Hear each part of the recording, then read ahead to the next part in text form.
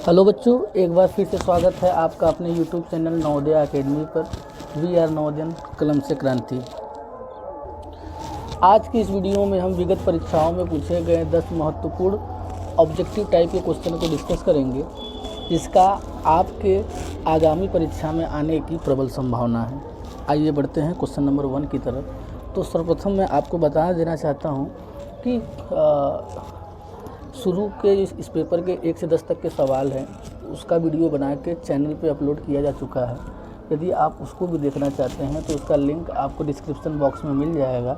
इस वीडियो में हम क्वेश्चन नंबर 11 से 20 तक के प्रश्नों को डिस्कस करेंगे। प्रश्न संख्या 11 में हमें एक द्विघात समीकरण दिया हुआ है। हमें बोल रहा है कि यदि इसका एक मूल 2 हो तो k का मान क्या होगा। ठीक है, तो हमारा जो द्विघात समीकरण दिया हुआ है इसको हमने पहले p ऑफ x के बराबर मान लिया, और यदि इसका एक मूल 2 है तो इसमें यदि हम x की वैल्यू 2 पुट करेंगे तो ये 0 के बराबर क्या होगा।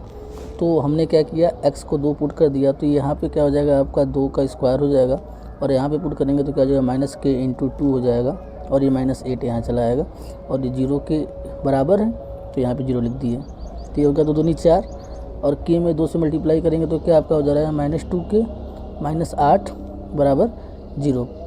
अब हमने इस -2k को इधर माइनस में, उधर जाएगा तो प्लस में हो जाएगा, तो उधर भेज दिया तो क्या हो गया 0 + 2k।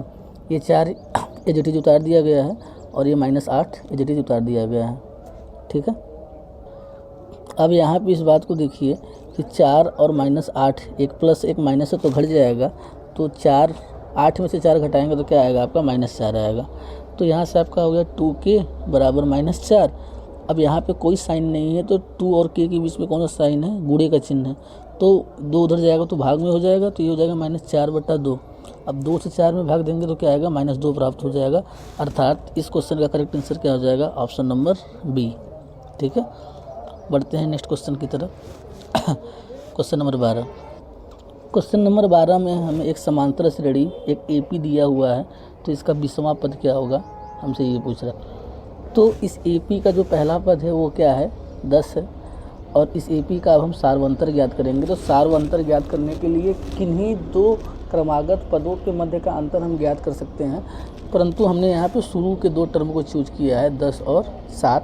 तो आपका क्या हो जाएगा, A2 - A1 हो जाएगा। तो यहाँ से हमने इसकी वैल्यू पुट कर दी तो क्या हो गया, 7 - 10 हो गया। तो D की वैल्यू क्या प्राप्त हो रही है, -3। अब हमसे 20वां पद पूछा था, तो जो हमारा an वाला फार्मूला होता है उसको यहाँ पे हम अप्लाई कर देंगे। तो an बराबर क्या होता है, a + n-1d, और n की वैल्यू यहाँ क्या है, 20 है, तो an के जगह क्या हो जाएगा, a20 हो जाएगा, और यहाँ पे n की जगह फिर वैसे ही 20 आ जाएगा। a की वैल्यू 10 आ चुकी थी तो हमने यहाँ पे 10 पुट कर दिया, और d की वैल्यू -3 आ चुकी थी तो यहाँ पे हमने -3 पुट कर दिया। ठीक है, अब 20 में से 1 घटाएंगे तो 19 प्राप्त हो गया, और ये 10 तो चल ही रहा है, और 19 3 कितना होता है, 57, और यहाँ में माइनस है तो -57 हो गया।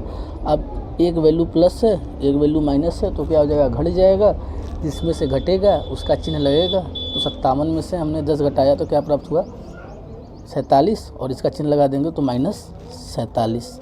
अर्थात इस सवाल का करेक्ट आंसर क्या है, ऑप्शन नंबर ए।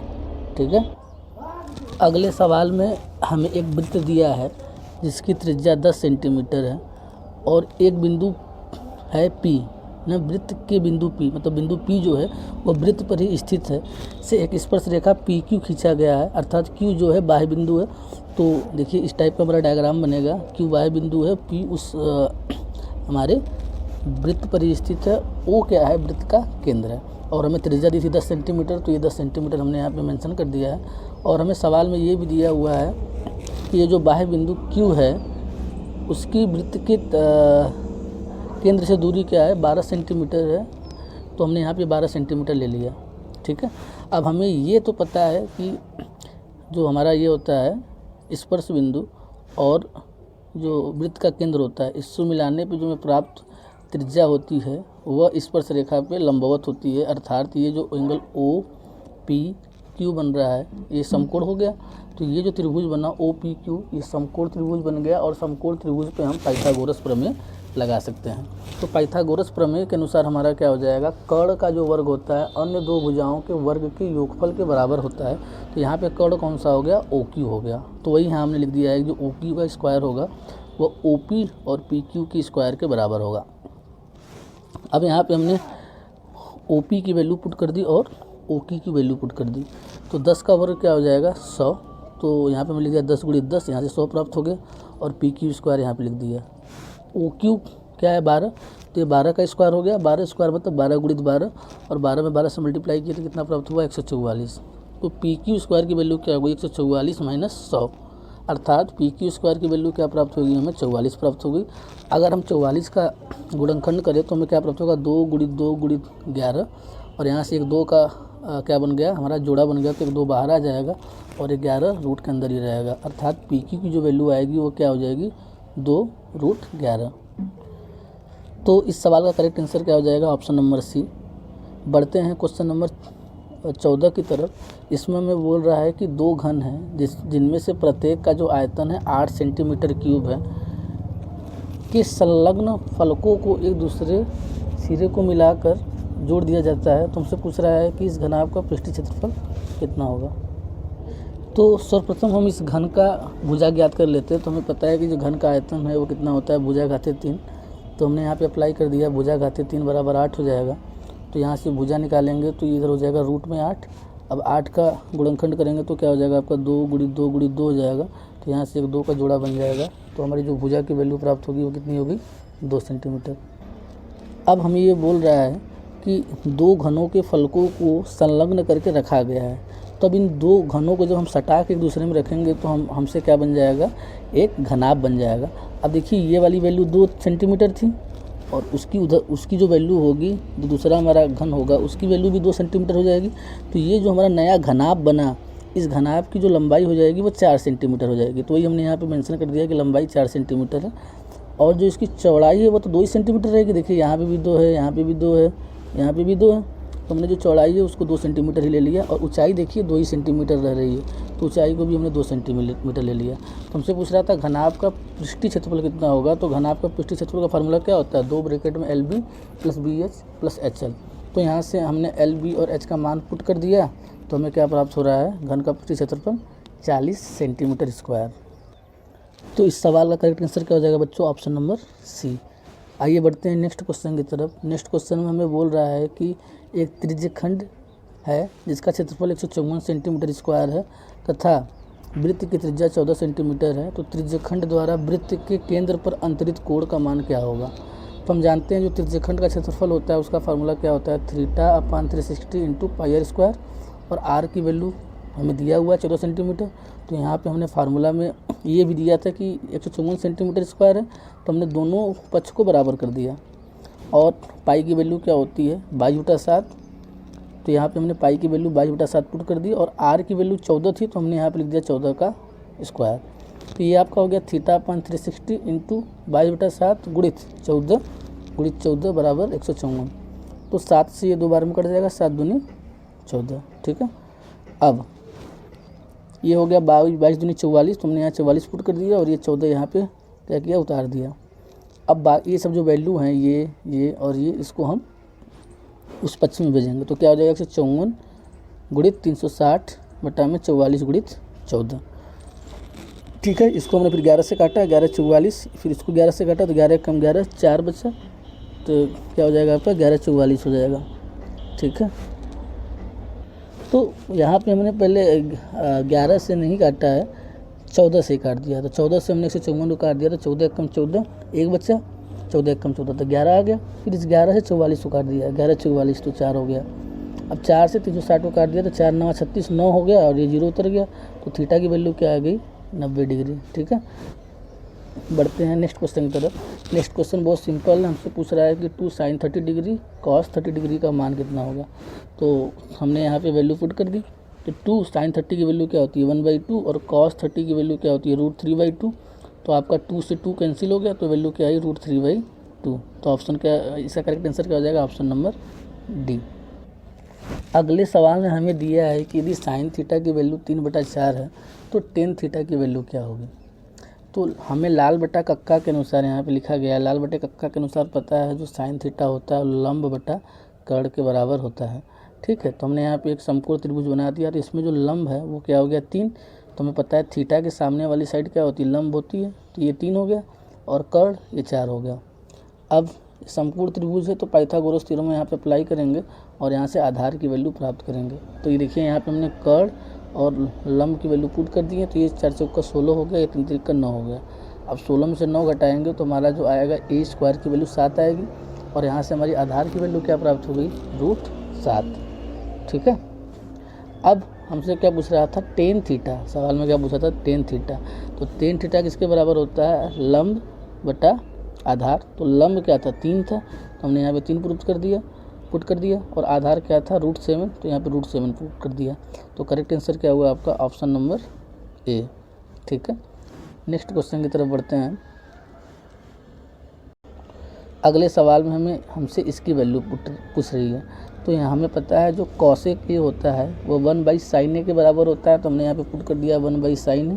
और कॉट ए होता है जो वो cos a upon sin a होता है, तो यहाँ पे हमने लिख दिया cos a upon sin a।